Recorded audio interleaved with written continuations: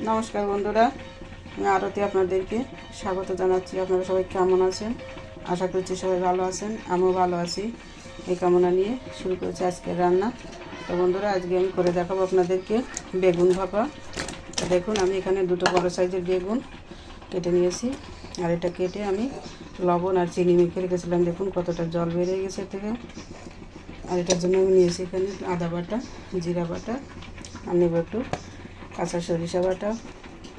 তো বন্ধুরা, আপনারা দেখতে থাকুন। আমি এটাতে এখন হলুদ মাখিয়ে নেব। বন্ধুরা দেখুন, আমি যে বেগুনে কিন্তু হলুদ মাখিয়ে নিয়েছি, আর এদিকে একটি নারকেল ভেঙে নিয়েছি। নারকেলটা এখন কুড়িয়ে নেব। বন্ধুরা, এই যে আমি কালো সরিষা বেটে নিচ্ছি পাটায়। তো আপনারা দেখতে থাকুন। বন্ধুরা, নারকেলটা দেখুন কত সুন্দর পুরো হয়েছে। এখন আমি এটা কুড়িয়ে নিচ্ছি। বন্ধুরা, এই যে নারকেল কুড়িয়ে নিয়েছি। আমার দুটো বেগুনের জন্য যতটুকু লাগবে ততটা কুড়িয়ে নিয়েছি।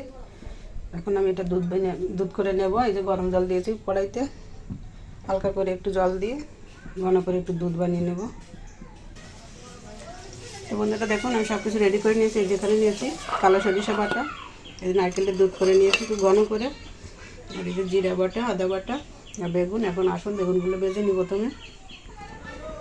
বন্ধুরা দেখুন, তেল গরম হয়ে গেছে কড়াইতে। আমি এখন বেগুনগুলো দিয়ে দিচ্ছি।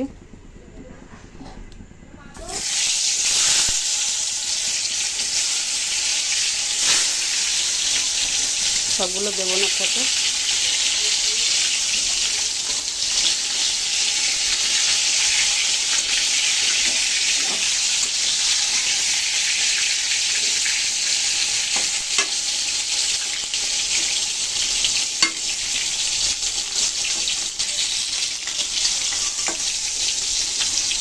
যেভাবে কিছু রেখে দিয়েছি, পরে ভেজে নেব। উল্টে দিচ্ছি বেগুনগুলো।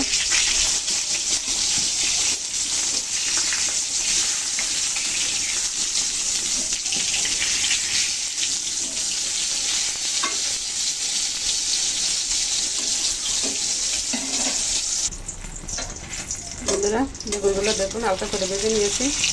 এখন তুলে নিচ্ছি। যেহেতু বাফা বসের জন্য অনেকটা ভাজতেছি না, ভাজলে বেশি দেখা যাচ্ছে অনেকটাই গলে যাবে। তো জলে দিলে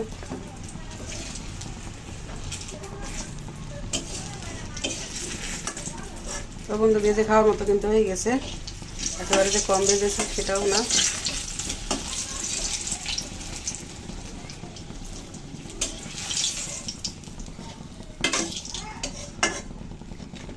মানে এই তেলের ভিতর আমি বাকি বেগুনগুলো দিয়ে দিচ্ছি।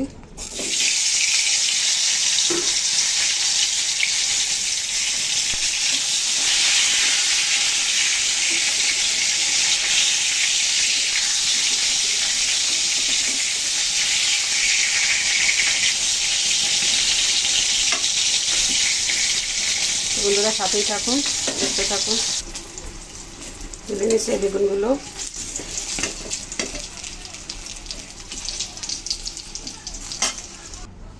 সবগুলো বেগুন তুলে নিয়েছি বন্ধুরা দেখুন। বন্ধুরা, আমি এখানে দেখুন নিয়েছি 1 চামচ জিরা, 1 চামচ আদা, 1 চামচ লঙ্কার গুঁড়ি, আর 1 চামচ হলুদ নিয়েছি। এগুলো সব আমি একসাথে দিয়ে দেবো। তো বন্ধুরা, ওই ভেজে রাখা তেলের ভিতরে আমি আরেকটু তেল দিয়ে দিয়েছি। এখন তেল গরম হয়ে গেছে।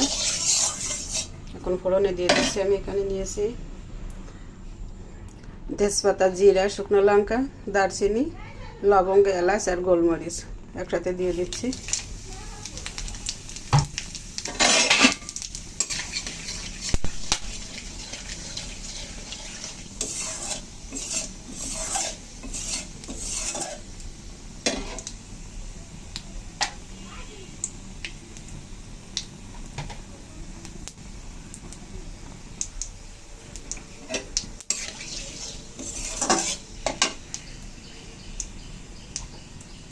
হালকা একটু হলুদ দিয়ে দিচ্ছি তেলের উপর। এখন দিয়ে দিচ্ছি সব মশলাগুলো।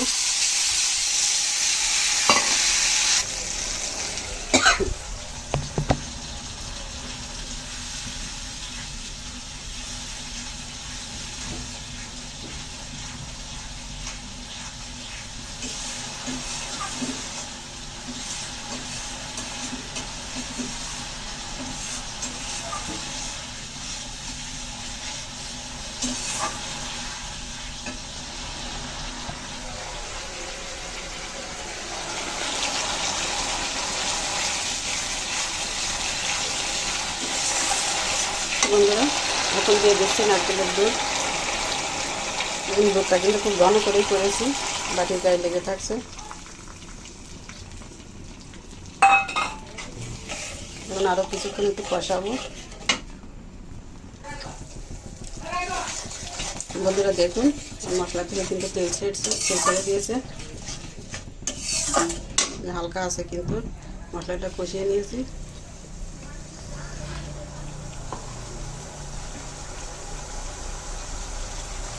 দিয়ে দিচ্ছি এখানে পরিমাণ মতো লবণ।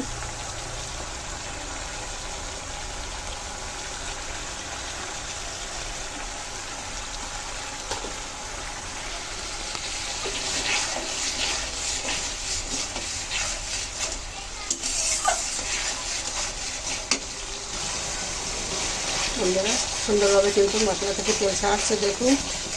এখন আমি জল দিয়ে দিচ্ছি, তেল ছেড়ে দিয়েছি মশলা থেকে, অর্থাৎ মশলা কষানো হয়ে গেছে। এখন আমি দিয়ে দিচ্ছি অল্প পরিমাণে জল।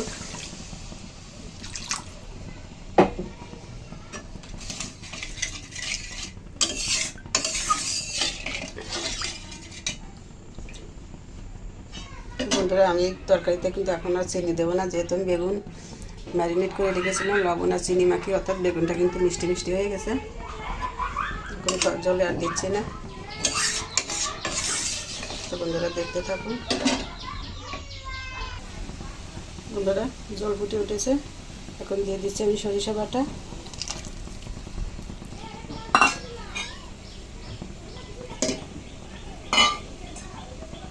বাটিটা দিয়ে একটু জল দিয়ে দিচ্ছি।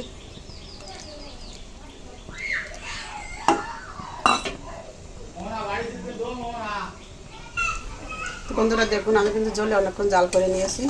এখন দিয়ে দেবো ভেজে রাখা বেগুনগুলো।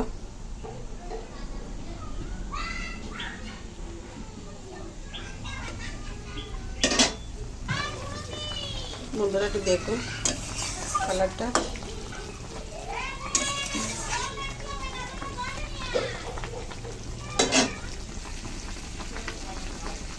বন্ধুরা এখানে হালকা একটু জিরা বাটা আদা বাটা দিয়ে দিচ্ছি।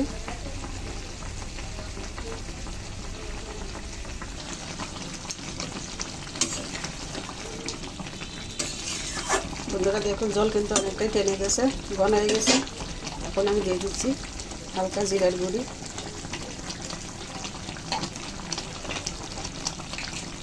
আর দিচ্ছি একটু গরম মশলা,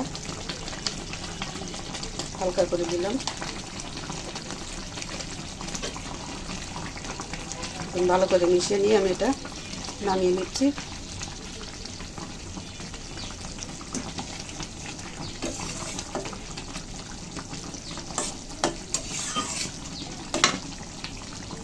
চুলার আঁচটা কমিয়ে নিলাম। তো বন্ধুরা দেখুন গ্রেভিটা কত সুন্দর হয়েছে। তো আপনাদের কাছে যদি ভালো লাগে রান্নাটি একবার ট্রাই করবেন অন্তত, তারপর আমাকে কমেন্টে জানাবেন। বন্ধুরা আগে থেকে কেউ যদি রেসিপিটি করে খেয়ে থাকেন তাহলেও আমাকে জানাবেন কেমন লাগে। তো বন্ধুরা আমি এখন এটা নামিয়ে নিচ্ছি, তারপর আপনাদের দেখাচ্ছি। দেখুন গ্রেভি সাইডে কিন্তু তেল ছেড়ে দিয়েছে, অর্থাৎ রান্নাটি কিন্তু এখন সম্পূর্ণভাবে কমপ্লিট হয়ে গেছে। আমার বেগুন ভাপা এখন নামিয়ে নিচ্ছি। তো বন্ধুরা দেখুন এই যে আমি নামিয়ে নিয়েছি বেগুন ভাপা। এই রেসিপিটি আপনাদের কাছে কেমন লেগেছে বন্ধুরা? আমি কিন্তু আজকে সম্পূর্ণভাবে নিরামিষ করেছি এটা, যেহেতু আজকে বৃহস্পতিবার আমরা মাছ খাই না, রবিবারও খাই না। তাই বন্ধুরা আপনারা চাইলে কিন্তু এটা পেঁয়াজ রসুন দিয়েও করে খেয়ে দেখতে পারেন। তো বন্ধুরা রেসিপিটি যদি আপনাদের কাছে ভালো লাগে তা আমাকে কমেন্ট করে অবশ্যই জানাবেন এবং চ্যানেলটিকে সাবস্ক্রাইব করে রাখবেন অবশ্যই বন্ধুরা। আর ফেসবুক থেকে যদি কেউ দেখে থাকেন তো আমার পেজটিকে ফলো করে আমার সাথে থাকবেন। তো বন্ধুরা সবাই ভালো থাকবেন, সুস্থ থাকবেন এই কামনায় আজকের মতো এখানেই রাখছি বন্ধুরা। নমস্কার, সবাইকে ধন্যবাদ।